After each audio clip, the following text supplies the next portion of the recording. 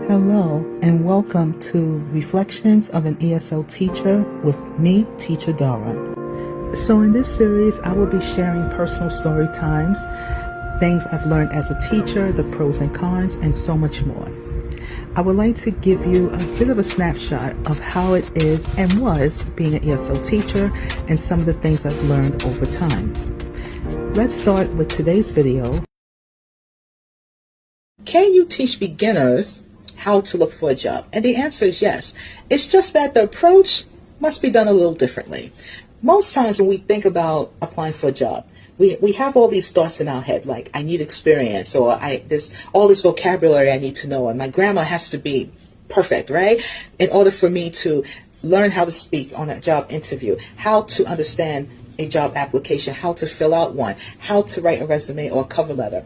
But I'm going to tell you right now to help you to relax is that you don't have to know any of this stuff to learn. Feeling like, oh, I don't know if I can do this, just know you can.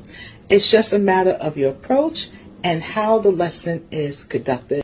I was once told that I couldn't help beginner students find a job simply because, quote, they don't know enough English. And that always bothered me because we all have to learn sometime. We don't just wake up knowing things. I remember I was a former supervisor who was really adamant about me helping beginner ESL learners when it came to job readiness. So as Teacher Dara usually does in situations like this, I had to bend the rules a little bit and I proceeded to help these individuals. Now, luckily at the time, I was working as a teacher as well as a job developer. And one of the tasks that I had to do was to interview students or potential clients, review their resume with them, and then if they had any questions about, what jobs we had to offer, I would share that with them. Majority of my clients happened to be beginner level adult learners. The only difference was that they weren't in an actual ESL class, which was fine because I was able to still help them.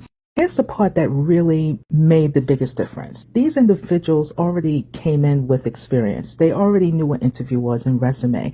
It's just that instead of it being in their language, it was in English. And once I was able to help them, they got it very quickly. And a lot of them end up passing their interviews and getting part-time or full-time jobs. Remember saying to my then supervisor was that never judge a book by its cover. So don't assume anything. Treat everybody as an equal, show respect. They will appreciate your efforts as well. And no, my supervisor wasn't happy that I disobeyed her, but she was happy that clients got jobs.